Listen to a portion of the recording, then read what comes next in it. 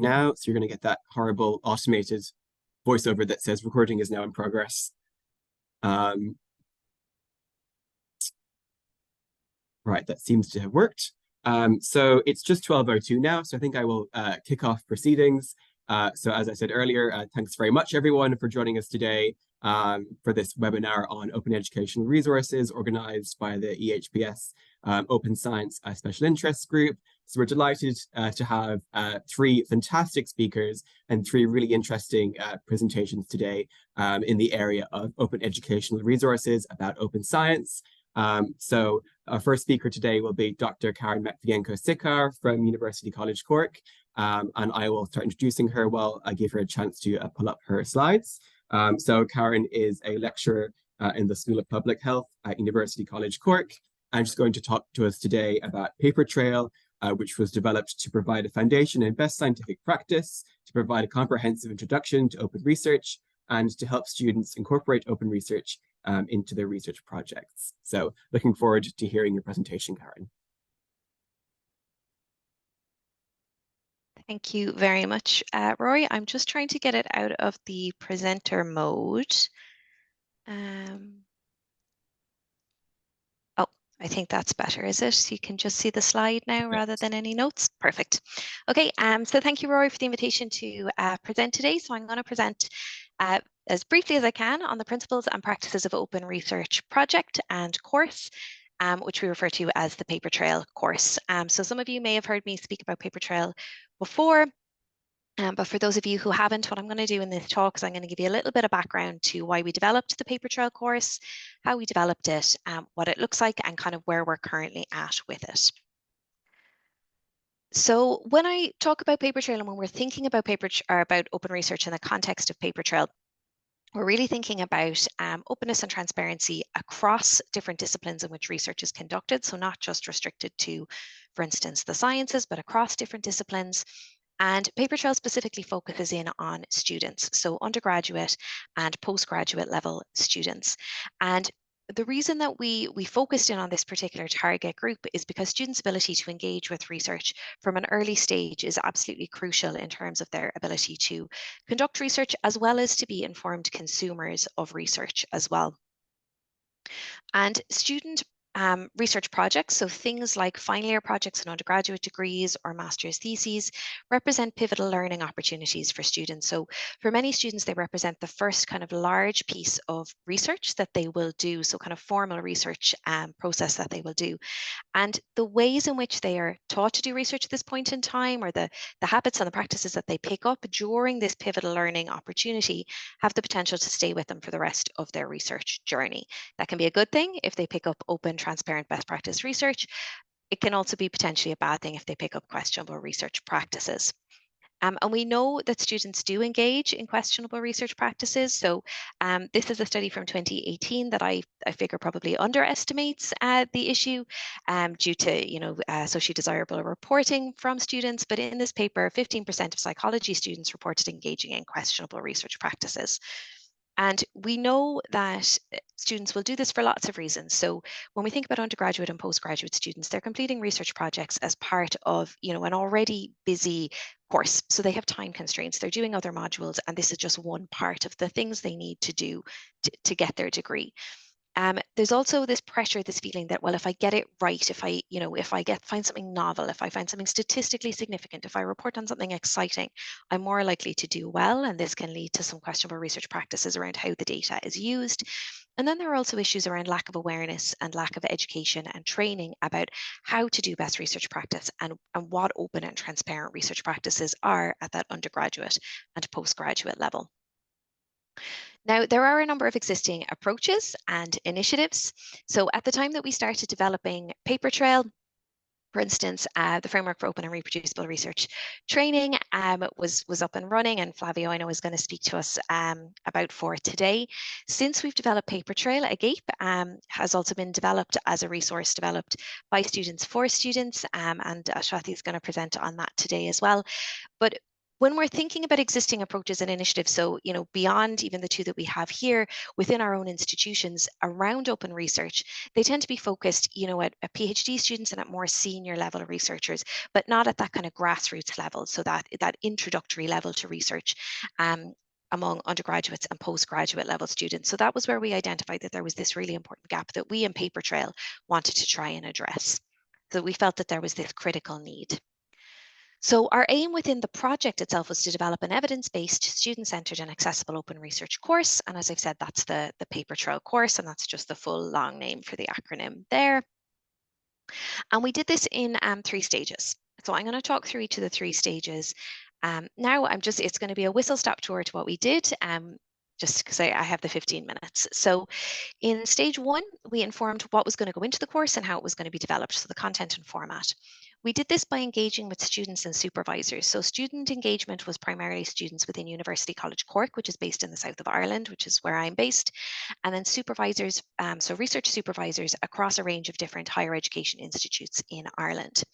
We conducted semi-structured interviews and we also conducted surveys. And the focus of both the interviews and the surveys was at identifying experiences, perceptions, and attitudes around open research, both from students and supervisors, as well as determining, what they wanted in an open educational or an open research, open educational resource, and how they wanted it delivered as well. And I'm not going to go into all of the findings from both the interviews and the surveys, but just to give you kind of a flavour of what we found. So both students and supervisors highlighted a limited knowledge about open research. And this was the supervisors as well as the students. So what open research was, what it involves, for whom it's applicable, so, oh, well, in my discipline, we don't need to do that, or it's only applicable to my discipline, those kinds of ideas. So what it is, who it's important for, why it's important, how we do it. So varying levels of kind of knowledge and awareness. For those people who were aware of open research and who kind of had some sense of what open research was about, and also then for those that we kind of spoke to about open research, they could reflect on and they could see benefits of open research. Particularly, students would talk about, oh, well, if I can access a paper directly, then that's really useful for me and it has direct benefits for me. But then there was also broader discussions around kind of opening up knowledge and making that accessibility of knowledge fairer and making things more transparent. There were perceived and actual barriers that were reported by both supervisors and students. Kind of chief among these was concerns around data sharing and particularly around qualitative data sharing. So, concerns about how you actually do that ethically and appropriately. And then there were also concerns, around the time that it takes and, I have to learn all of these new skills. How am I going to be able to implement them as a student in a final year project or a master's project? And then in terms of what people wanted from a resource to teach them about open research, they wanted an inclusive and practical teaching approach. So inclusive in the sense, that people learn differently. So they wanted lots of different ways to engage with the material and to understand and to practice the different skills. And then that ties into that practical aspect. So they didn't want to just be told it's good, here's why, and here are some things that you can do, but they wanted an opportunity to actually have some skills learning as well. So we took all of that information and we combined it with open research guidance, so best practice international guidance that exists, as well as evidence-based teaching strategies, so kind of things from the Scholarship of Teaching and Learning. And we did this in a kind of an iterative process. So while we were engaging with the students and the supervisors, we were bringing together the information we were gathering with these other resources, and we were starting to develop the course content, but we were constantly going back and forth so that both processes could inform the other. And we also adopted a granulated approach to content when we were developing the course. So what I mean by that is that all of the course content is broken down into the smallest, most meaningful kind of chunks that can be accessed. So kind of very short videos rather than having an hour-long recording of content, for instance, shorter activities, things broken down into kind of that granulated component. And then we have multiple entry points to learning within the course as well. So we have text-based resources, but we also have videos, we have animations, we have lots of visual things, we have lots of different types of activities so that people can engage with the material in different ways. Once we had developed the course, we had some very kind students and supervisors who engaged in user testing and provided us with feedback. And then with that feedback, we engaged in some refinements of the course and we finalized the course then to release it into the wild. So just to give you a sense of what the paper trail course looks like, if you haven't seen it before, so there is one core module that everybody takes when you sign up to paper trail, and this is an introduction to the principles and practices of open research that you can see on the top. And the idea of this core module is that anybody can take it. Even if this is the only module that they take, they don't move down to the colourful boxes below, which I'll explain in a moment. Even if they just take this core module, they will have a good foundation in what open research is, and they will have an idea of how to do it, as well as some kind of skill building. If a student, or when a student completes the core module, they do then have the opportunity to complete any of these more colourful boxes down at the bottom, and these represent 6 skill-based practical modules. So you can see on research integrity, pre-registration, reproducibility, research data management, open reporting, and knowledge dissemination.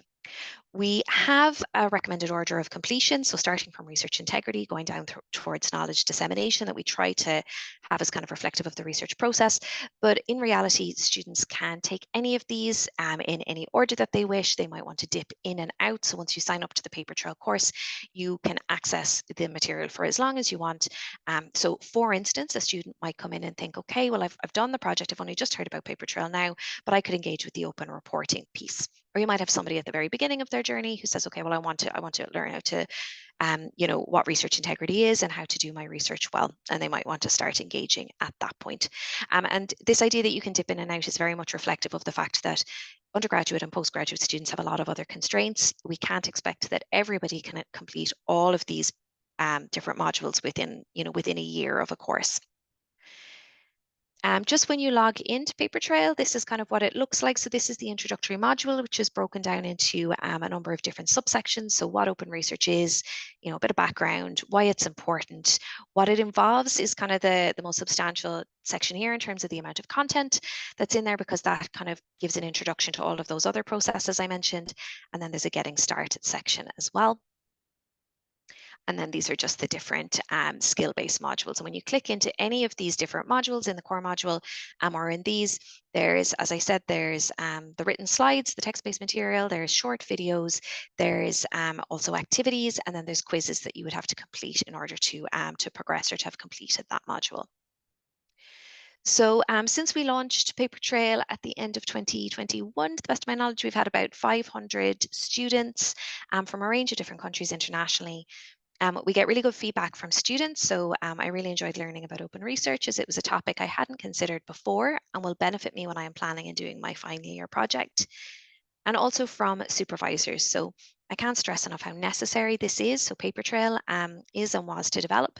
It's something that's happened piecemeal up to now, and in all of our different areas, it's been hit or miss. But it's a cohesive, top level and granular report. So we're constantly getting good feedback from the people who take the course. We're also getting feedback around refinements and that we will be implementing. But overall, there's been good uptake, and we're getting good feedback about its usefulness. So in sum, the Paper Trail project developed an open educational resource in open research for undergraduate and postgraduate students. It has been taken by PhD students as well, and that's a question I always get asked: does it have to just be for undergraduate and kind of master's level? It's intended as an introductory module for anybody who wants to get a flavour for what open research is, and it can very much be taken in that way. If you take it, it provides an evidence-based foundation in the principles and practices of open research, so what it is and how you do it, including templates and best practice guidelines. And it not only builds up open research skills and understanding and practices, but also transferable skills and knowledge as well, which are of direct benefit to students in terms of conducting their projects, but also how they use, conduct, and consume research moving on, which has benefit to the institutions in which the students are taking their courses, and also for research more broadly. So I just want to acknowledge the team. This is very not my work alone. There's a big team involved in Paper Trail. And just to acknowledge our funders, specifically the National Forum for the Enhancement of Teaching and Learning in Higher Education in Ireland. And to say thank you very much for listening. Very happy to take questions at the end, as Rory said, or if you want to contact me on Twitter or by email, please feel free to do so. That was brilliant. Thank you so much, Karen. That was really interesting.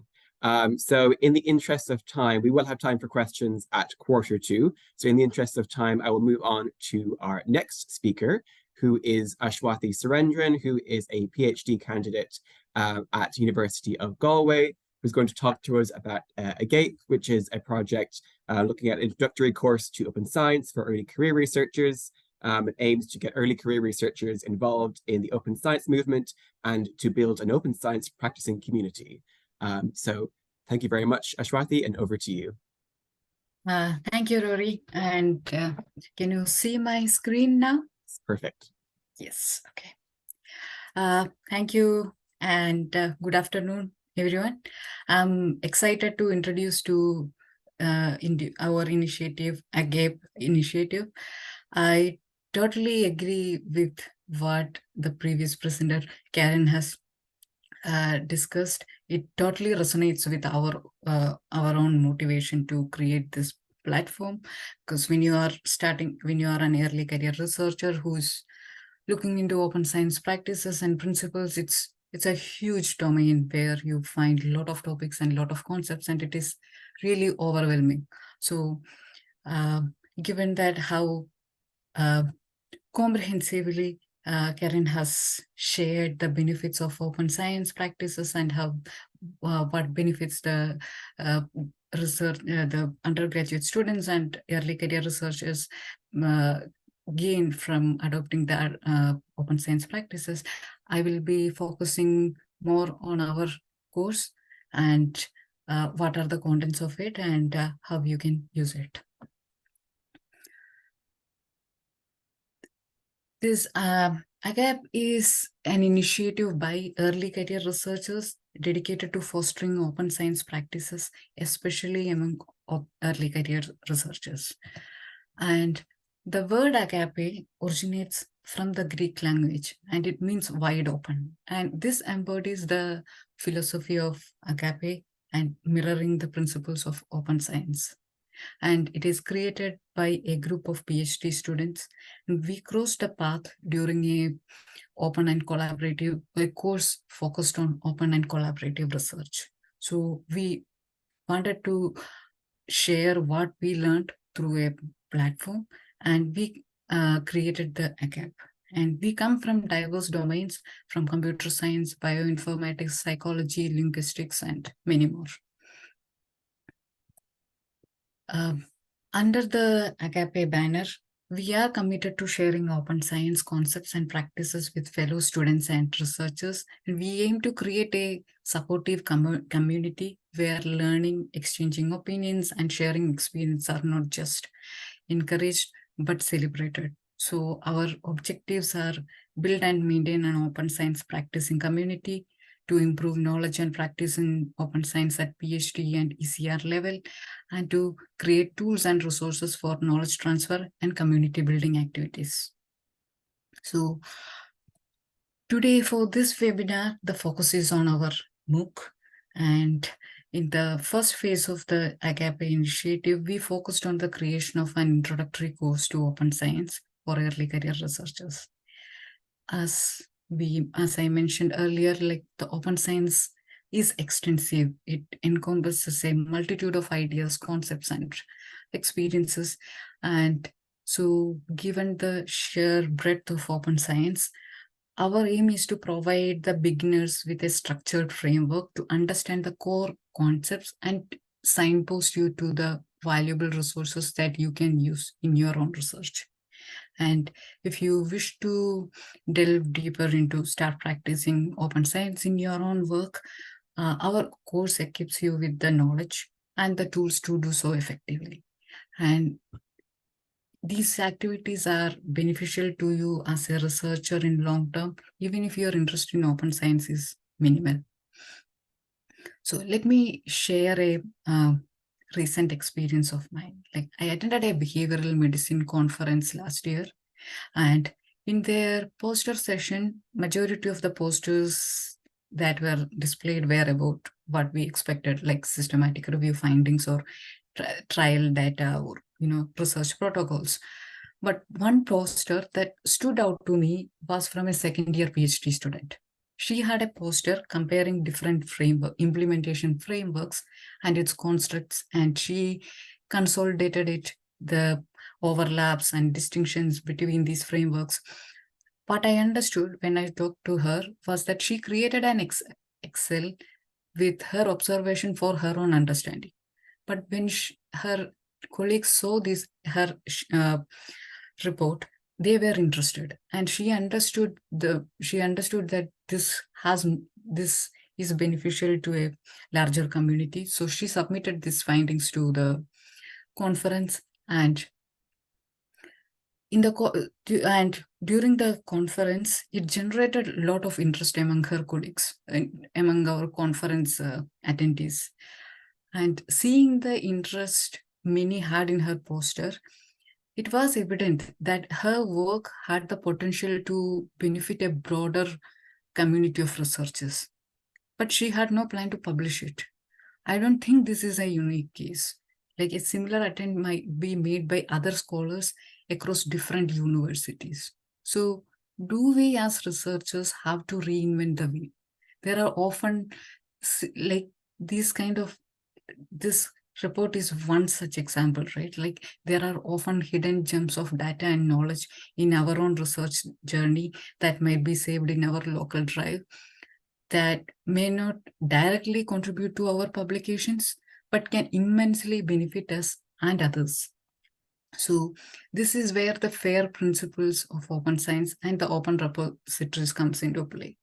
Like, FAIR stands for findable, accessible, interoperable, and reusable data. It emphasized the importance of sharing and making the data and resources easily discoverable and usable by others. So when we create our data, when we create our notes or data, we could start saving them in a FAIR data format with proper labeling and instructions. These practices has a lot of benefits. Like, it not only helps you to increase the transparency and reproducibility of the data, it helps you to create different avenues for dissemination. It helps you to improve your writing skills. And there are many benefits out of this. So, and most importantly, in the 4th year of your PhD, like while writing your thesis, trying to figure out what you have done in the first 2 years, it's easy for you to, it may help you to refer back. So in this is one such example where the open science practices can help you in a long term. And in this scenario, you may also need to know more about the databases and repositories where you can upload your data and how you can protect your data. So you can refer to our program, our MOOC, to learn more about the FAIR principles, data repository, open science licenses, and many other topics related to open science. Now,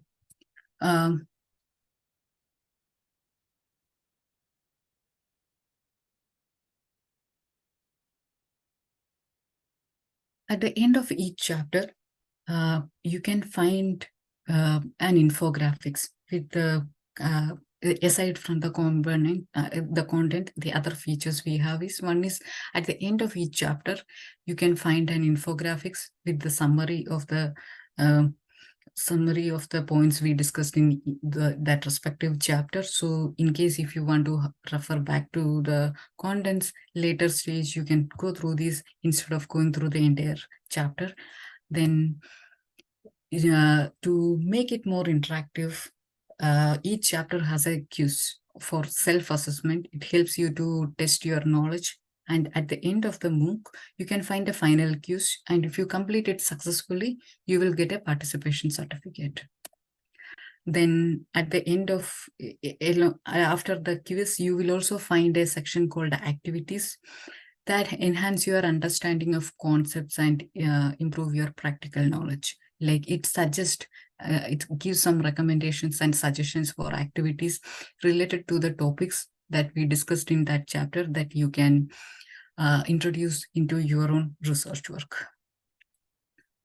Then we also value your feedback and insights. So if you have any suggestions for additional topics, or if you found any bugs or errors, or would like to talk more about the topics we covered, you can use the discussion window that we have, or you can use the GitHub or the request form that we have on our website.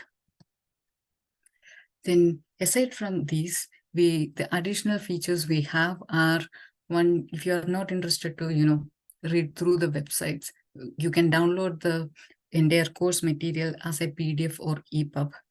Then we have a well-documented GitHub page where you can see the template that we used for creating this MOOC and its components like the quiz, the certificate generator, etc. So if anyone is interested in creating a MOOC or a quiz or like a certificate, you can use our templates, and we have the how to use documents where you can refer to that and follow those steps to customize it for your own requirement. And so what is next? My colleagues who are present, I think, in our today's webinar, Cassie and Nina, they will be running a fun workshop titled Open Peer Review Detective Game and a Lightning Talk in the upcoming North Fest 2023. It is happening on the first week of November in Dublin.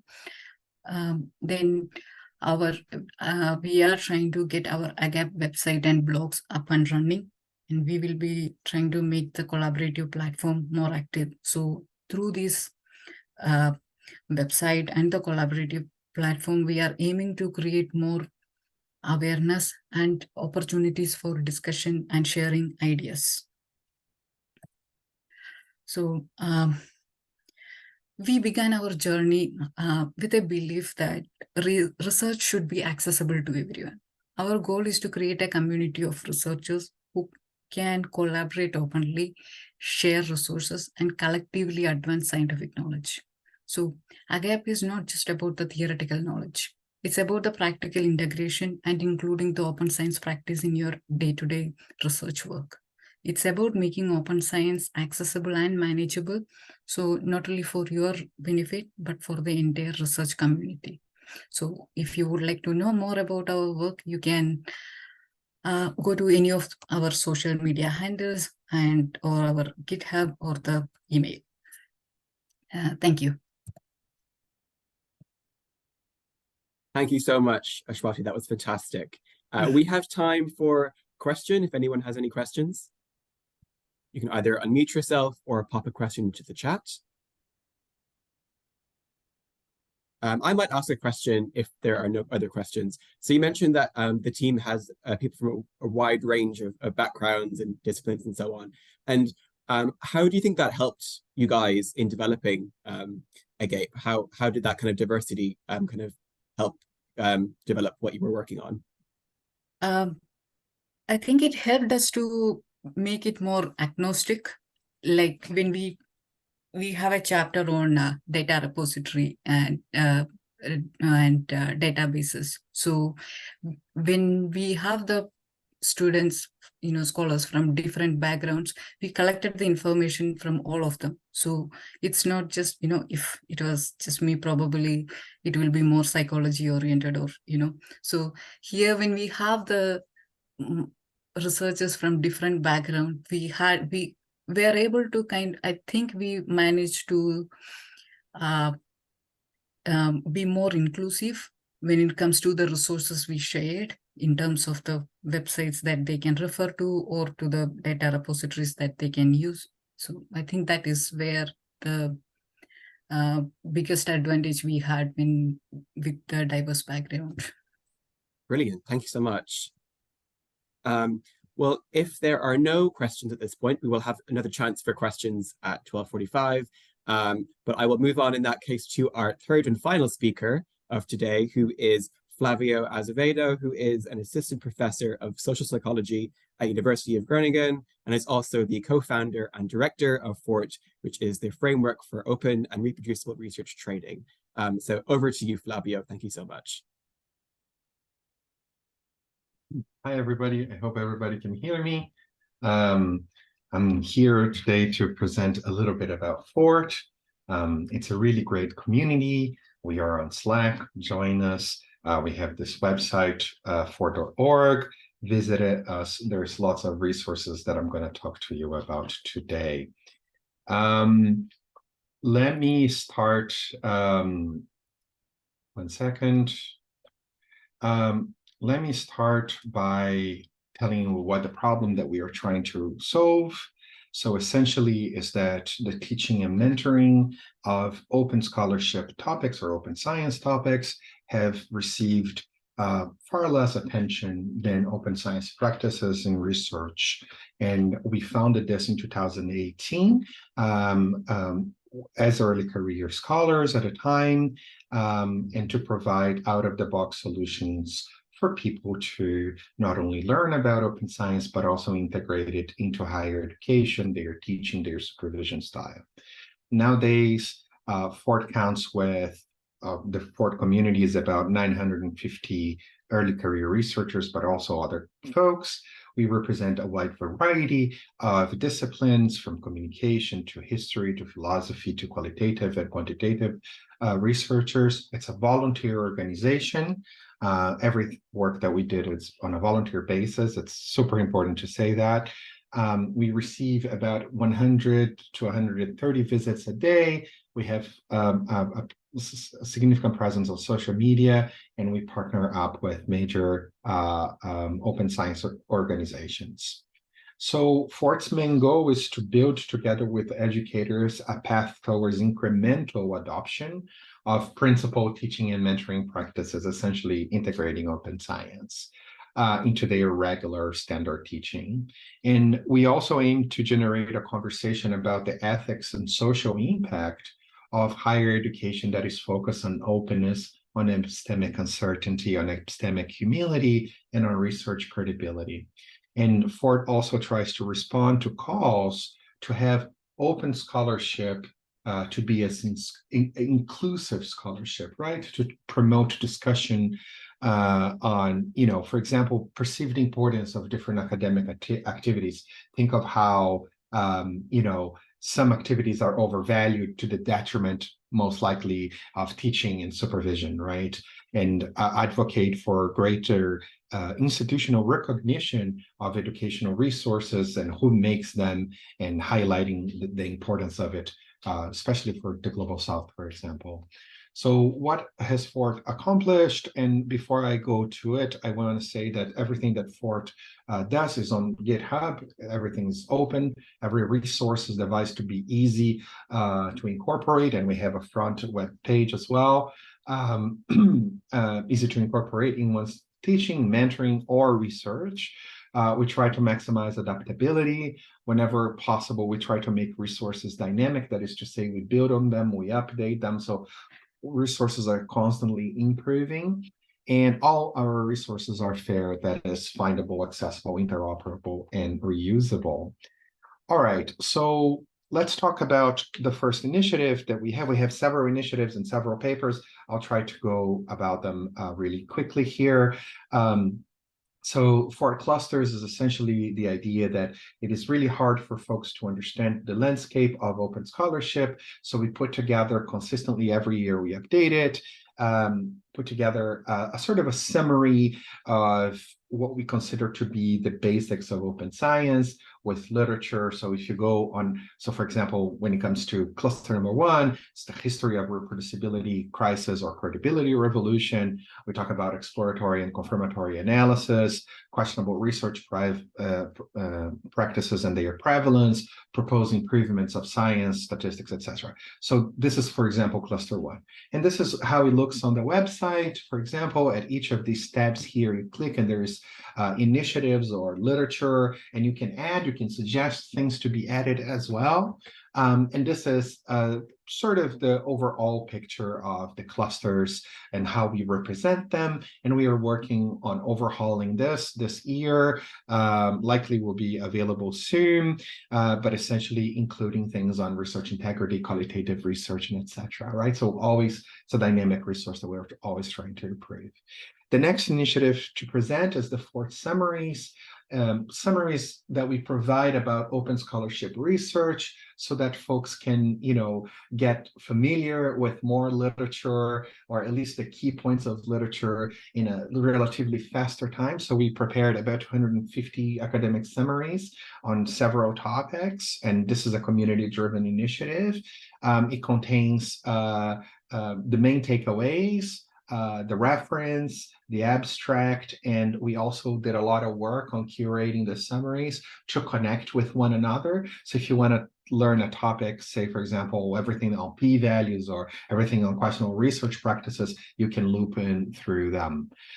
We also have another initiative called FORRT Syllabus, in which we help educators envision how they can use FORRT resources, but also resources that other people produced to readily incorporate open science into their teaching. So today there's more than 100 different teaching materials on that web page, but we also provide our own FORRT syllabus as well. We also have lesson plans around the same lines. So we thought that despite the growing awareness of training, but also the importance in research of open science practices, there was a lack of systematic integration. And we were very concerned, especially when it comes to pedagogical and didactical parts of it. So we devised several lesson plans that are evidence-based, that works for you to, just pull it out from the website and start practicing integration of open scholarship directly into your teaching.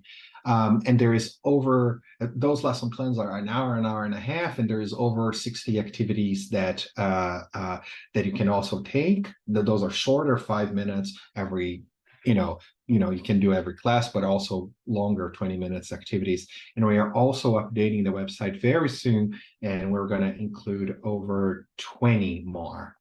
Then there is possibly the FORRT glossary, which is essentially got together and said, as we were helping develop open scholarship ourselves, but also educators, they have to constantly update their knowledge and vocabulary, what words mean, especially when you think of interdisciplinarity and how, for example, external validity means different things across different fields. So we devised this glossary, defined over 250 terms, together with 113 or 12 colleagues from the academic community, and put together. This is available for you to take a look. So this is what it looks like. So this is the definition of cumulative science, for example. And we also have the network, so you can loop in and the references and everything. This is what the website looks. Those are the terms on your left. And luckily, this is one of our dynamic initiatives, and we are on phase 2, and we are defining 350 new entries, and we are translating it to 11 different languages. So if you speak, if you're good at other languages that not English, but also we are defining still terms in English as well, but we are translating the original into 205. Let us know, join our Slack, and we'll put you in contact with the team leads. We also have an initiative about replications, because replications are core to open science, and we collate several replications and the status of a given effect. So we do an effect base. So think of Milgram's cave, standard prism, but also things outside that realm. So it's very social sciences broad. And we are thinking about, of course, how to add other types of replication, qualitative replications as well. But in any case, we have over 450 entries now. They are collated on our website, so FORRT.org/reversals. And we give a certain adjudication or evaluation of the effect. So for example, here on the slide, we're looking at elderly priming, and we connect every replication of that effect. And if we're missing something, you can always jump in. It's a Google Doc, and we are going to update the website. So this is a community-based thing. You get credit for the work you do. It will be displayed on the website as well as in the paper that we are working on. And there's several effects there. And we also got a grant recently by the Dutch Scientific Foundation, and we're going to build 2 apps. One app is that's going to live in FORRT. One app is about, you upload your teaching syllabus, and it tells you if one of those papers have been replicated and what is the status, helping folks to teach about replicable science. And the other is more on the meta-analysis side, in which we're going to look at, very important questions about replication in our database. I know I'm over time, so I'm just going to say we have a great paper that talks about the positive side of the credibility revolution. It was recently published, and it talks about different types of changes, the way that we did improve our psychological science. We have a review on the impact of teaching open science into your classroom. So what happens to students' literacy, engagement, and attitudes towards science? Go check it out. It's a really good paper. We also have an initiative on neurodiversity. So if you're into that, let us know. We wrote a position statement, and we are currently writing a paper to talk about the academic wheel of privilege, highlighting how much privilege there is in academia. And lastly, we have an initiative on pedagogies, highlighting good educators in open science. And we have a curated list of resources together with the Center of Open Science and other organizations. That is a consolidated place that you can add resources to so that people can find them. That's it. Thank you so much, and sorry for extra time. Thank you so much, Flavio. And you were within time, so that was perfect. Great job. Thank you. I see we have one question in the chat. Maura wants to know, could I see the reference for the paper on the positive side of the credibility revolution, please? Sorry, let me check. It's on our publications page. I'm going there myself. Publications, 1 second. I should have that on my slide, shouldn't I? 1 second, I'm so sorry. No, That's it's okay. on the chat. All right. Great, thank you so much for that. Really appreciate it. Are there any other questions from the audience at this point? Karen has her hand up, yeah. Yeah, Flavio, maybe you could say a little bit more about how people actually join in some of the initiatives. So I've had the privilege of working with you guys on a paper through joining the Slack, but maybe if you could talk about the practical aspects, because there's so many brilliant things that you do, and how, if somebody on the call is interested in being involved, what are the steps that they take? First of all, Karen, thank you for your kindness. I really appreciate it. So the first step is to join our Slack. You can also send us an email. And if you're, there are several initiatives that are dynamic or continuous. So that's FORRT summaries, if you would like to help us review summaries or, help coordinate it. We need coordinators also at the FORRT glossary, which is another dynamic enterprise. We're also in need of people who are helping us curate resources. So those are the areas that, and the replications project. So those are the 4 areas that we are investing a lot of time to build better resources. So if you're interested into doing that, join our Slack, DM me, and I will provide you with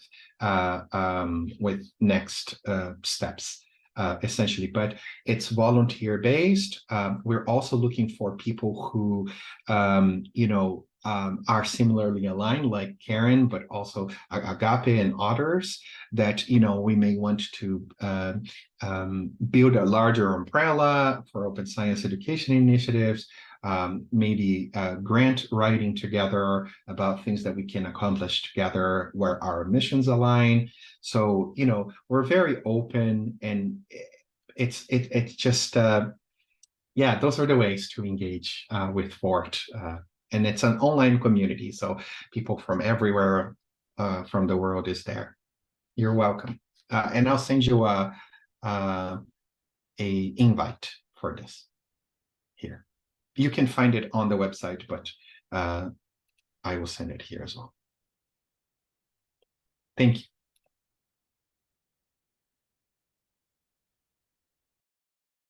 Great. All right, then we might move into the general discussion / Q&A portion of the webinar. But first, a couple of housekeeping things from our side. So the link that I put into the chat just now is the link to sign up to our newsletter. So if you want to hear about more upcoming training events and opportunities and other events to do with open science organized by us, then please, we would be very grateful if you would sign up to our newsletter, and we release updates periodically. So that's the best way to stay in the loop about upcoming events and other things organized by us. And then on another note, I just want to give you a little bit 2-minute summary of who we are as a group. So as I mentioned at the beginning, we are the European Health Psychology Society Open Science Special Interest Group. And what we do is we bring together health psychologists and psychologists interested in open science behaviors to promote the role of health psychology for improving open science across disciplines, share best practices and innovations in open science to health psychologists, liaise with organizations which promote open science, and to provide guidance, training, and to encourage and reward replication and reproducibility within health psychology. So we do lots of things relevant to open science practices within our community. And we've also worked on a number of tasks and actions up until now, including establishing an early career research award for early career researchers and students who have evidenced open science practices within their research. And as I mentioned earlier, we have developed a termly newsletter promoting open science developments, training, and research. And so, of course, the focus of our seminar today was on the use of open educational resources about open science. And we heard from 3 fantastic speakers about 3 really fantastic open educational resources. And I want to sincerely thank each of our 3 speakers today for giving up their time to come and talk to us about those today. And then final thing for me, before we move into any questions that you may have, is that we would love to hear your feedback on any ideas that you have for future training events that we could run. So if you scan the QR code there, you'll be taken to a brief form, and we'll be asked just for your thoughts on today and any ideas you have for future events that we could put on to support your training and development in open science.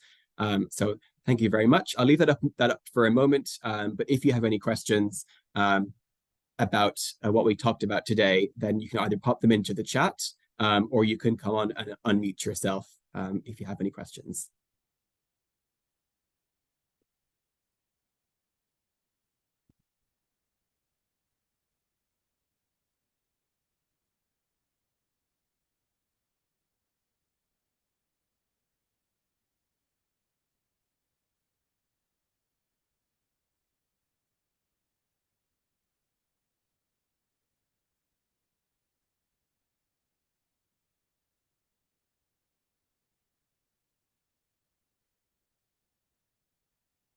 All right, I will stop the recording just in case people might feel a bit less shy with coming on with their cameras or unmuting themselves.